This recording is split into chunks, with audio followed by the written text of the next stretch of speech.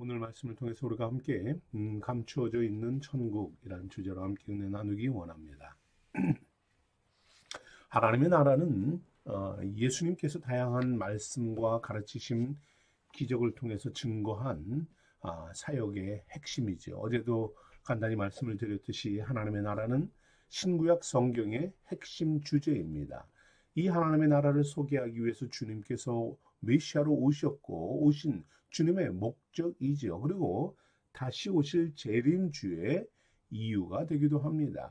하나님은 바로 저와 여러분에게 이 하나님의 나라 천국을 주시기 위해서 우리를 창조하셨고 우리를 살게 하시고 우리를 위해서 십자가에서 죽으시고 다시 오신다는 것이 이거 얼마나 놀라운 섭리입니까? 얼마나 놀라운 은혜인가요? 신앙적인 관점에서 보면은 하나님의 나라는 바로 인생들이 존재하는 삶의 목적인 것입니다. 여러분 오늘 우리가 살아가는 삶의 목적이 우리가 하나님의 나라의 백성으로서의 삶이 되기를 권면합니다. 하나님의 나라를 바라보며 그 안에서 주시는 하나님의 풍성한 은혜를 누리고 그것을 간직한 채 살아가는 저와 여러분 되기를 원합니다. 이처럼 중요한 천국 비밀을 주님은 오늘 다양한 비유로 말씀합니다. 특별히 마태복음 13장은 이 천국에 대해서 주님께서 말씀하신 7가지 비유를 증거하고 있습니다. 어제 우리가 함께 했던 씨 뿌리는 비유가 그 첫 번째고, 두 번째는 곡식과 과라지의 비유, 겨자씨의 비유, 누룩에 대한 비유, 밭에 감추인 보와 진주를 구하는 장사의 비유, 그리고 각종 그물을 모으는 그물의 비유가 있습니다. 오늘은 이 나머지 6가지를 말씀하고 있는데요.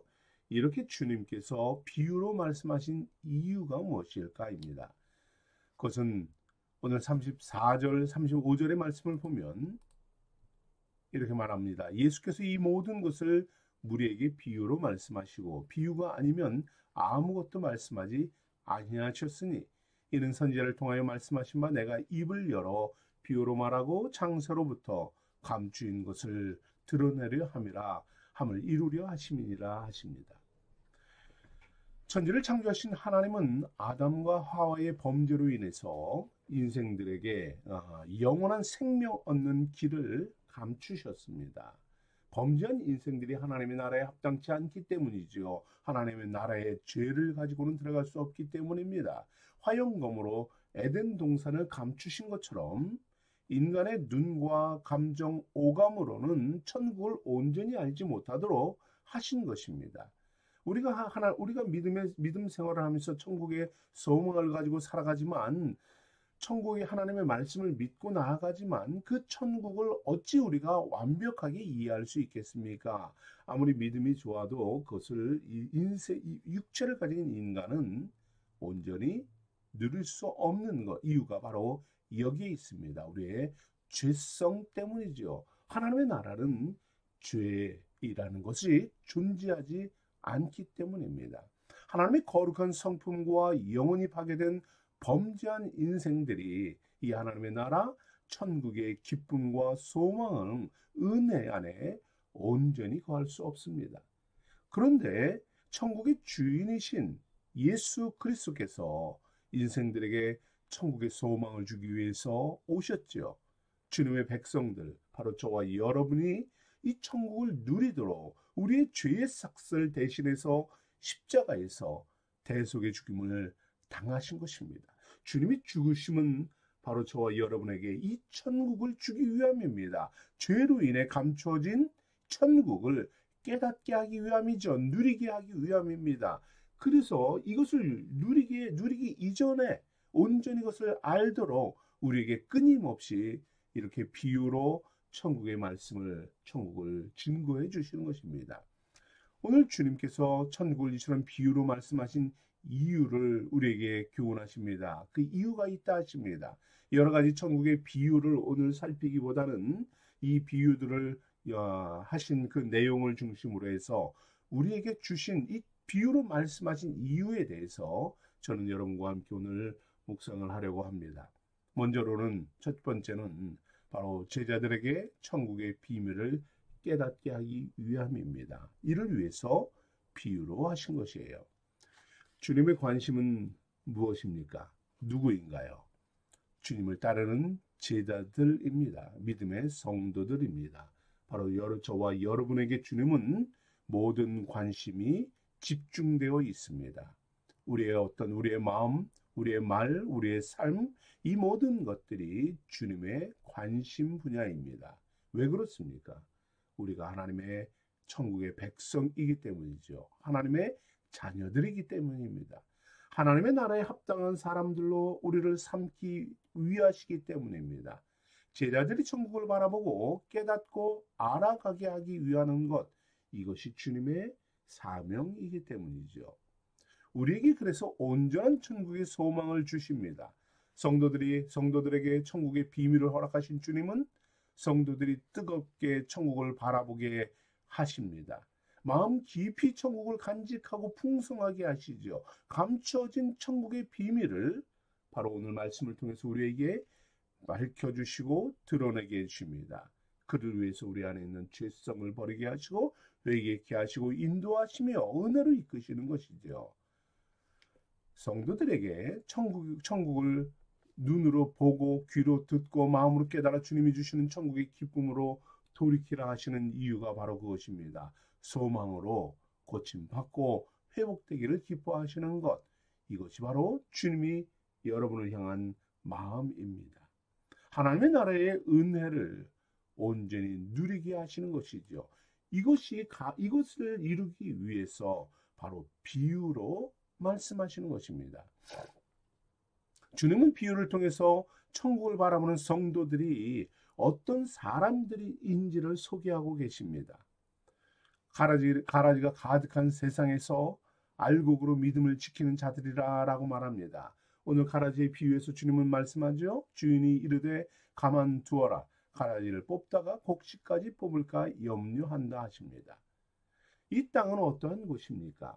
악한 자가 심어놓은 가라지가 우리와 함께 공존하는 세상입니다. 악한 자는 천국의 비밀을 깨닫지 못하도록 성도들을 방해하도록 가라지를 뿌리고 그 속에서 우리도 함께 가라지와 같이 살아가게 합니다.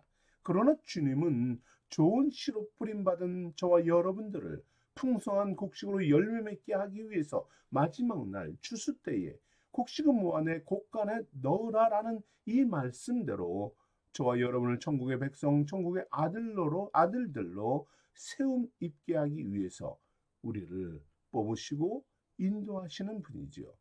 그때 의인들은 자기 아버지 나라에서 해와 같이 빛나리라. 바로 천국 백성 된 저와 여러분을 의인으로 인치시고 그리고 하나님의 해와 같은 빛나는 영화로운 천국의 삶을 누리도록 하기 위함입니다.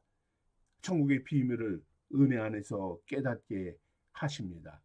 천국의 비유로 말씀하여서 이것을 깨닫게 하시고 사모하게 하시며 천국의 은혜 받은 자로 살도록 하시는 것입니다. 의로운 하나님의 백성, 천국 백성으로 나아가게 하시는 것입니다.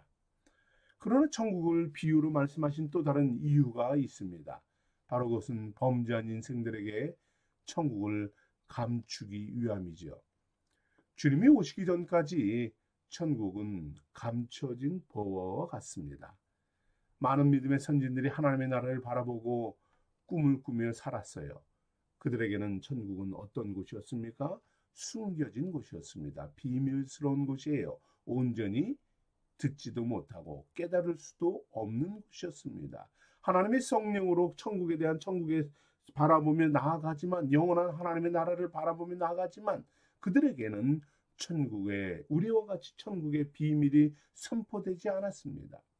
그래서 주님은 이렇게 말씀하죠. 많은 선지자와 의인이 너희가 보는 것을 보고자 하여도 보지 못하였고 너희가 듣는 것들을 듣고자 하여도 듣지 못하였느니라 합니다. 바로 저와 여러분이 받은 은혜가 얼마나 큰지 알아야 합니다. 그러나 메시아 예수 그리스도는 이처럼 감춰진 천국의 비밀을 우리에게 밝히 드러내 주시고 말씀해 주십니다. 비유로 깨닫게 하십니다. 창세로부터 감춘 것을 드러내 주시는 것입니다. 주님은 천국의 비밀을 비유로 말씀해요. 왜 그렇습니까? 천국은 더 이상 숨겨진 비밀이 아니기 때문입니다. 드러내십니다. 그런데 비유로 하시는 이유가 있어요. 왜요? 악한 자들의 방해가 있기 때문입니다.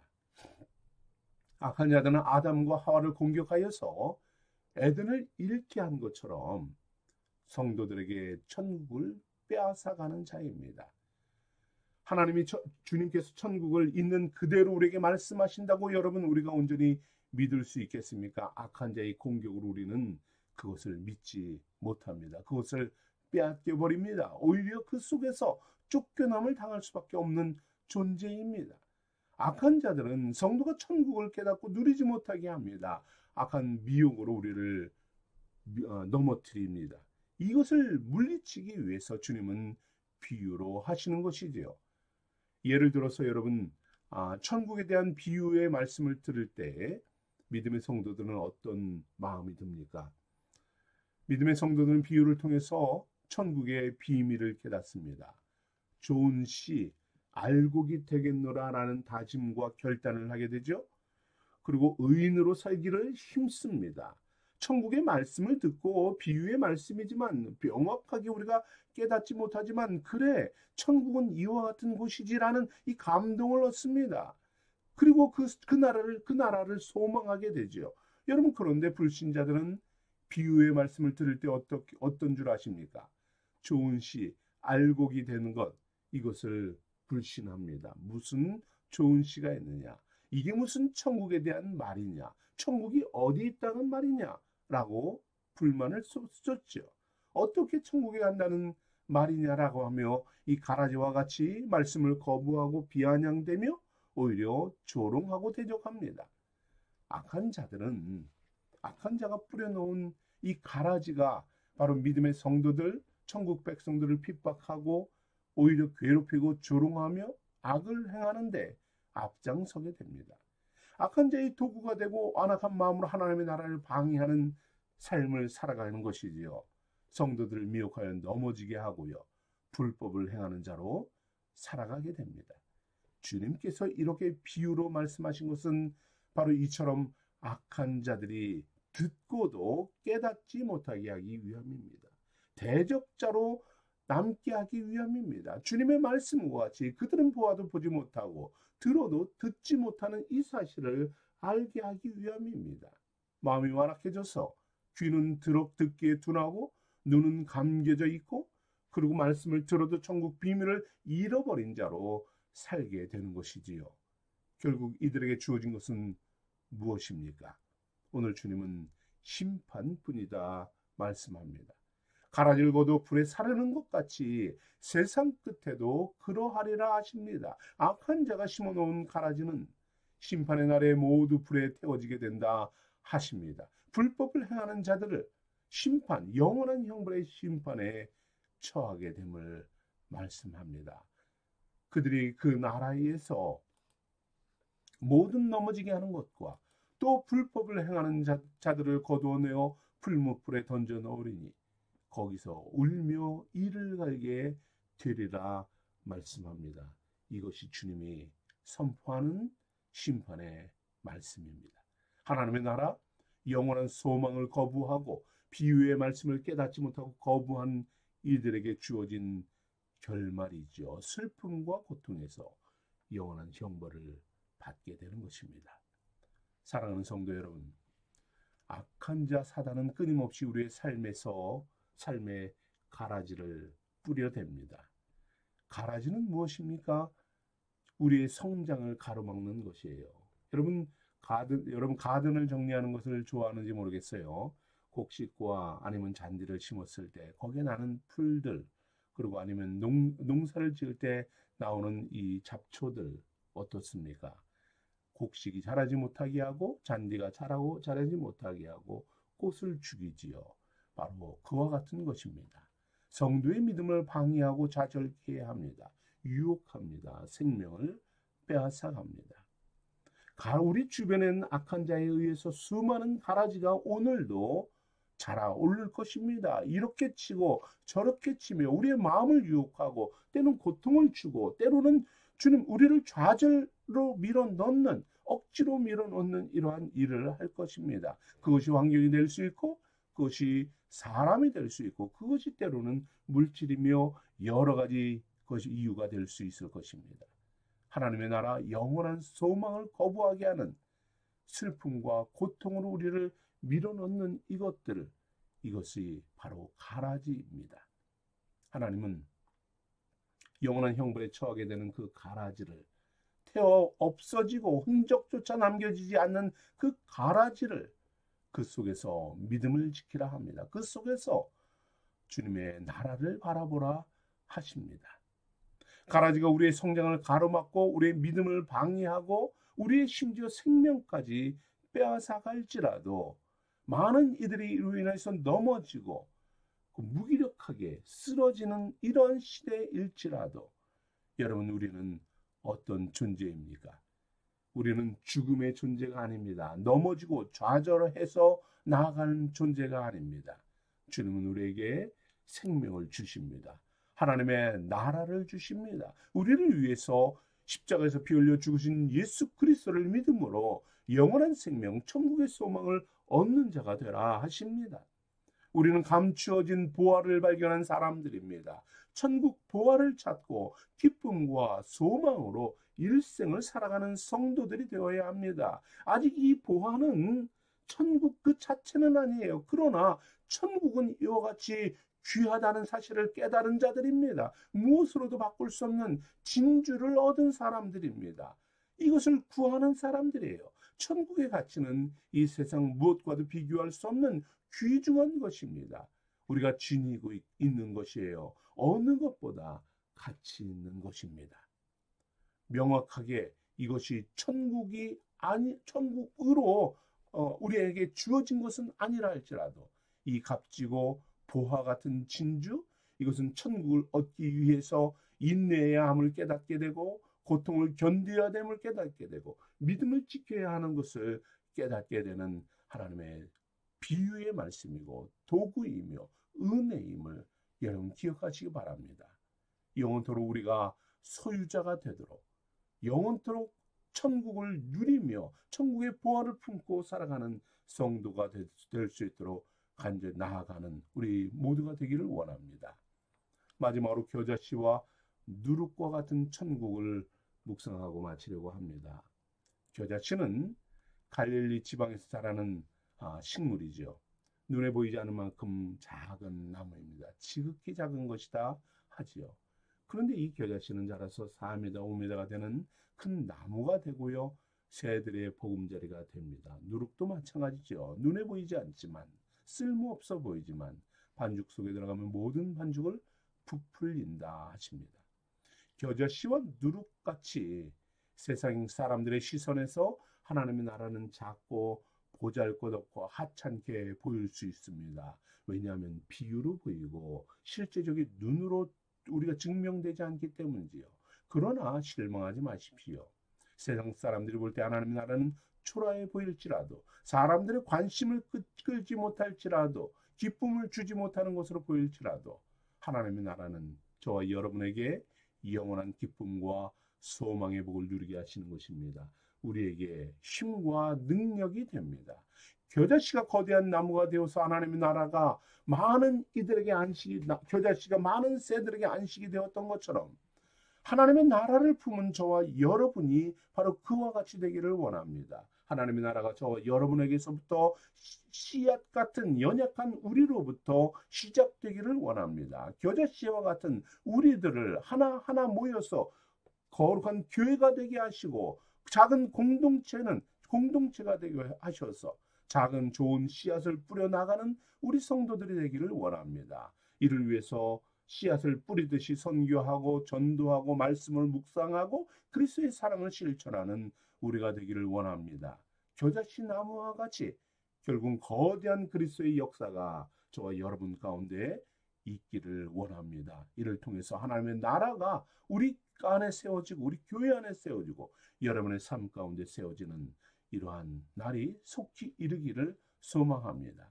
주님께서 주시는 참된 안식과 평안을 누리며 어린 양의 생명책에 기록된 성도로서 영원한 하나님의 나라를 세워가는 우리 생수의 성도들 되기를 축복합니다. 우리 함께 기도하겠습니다.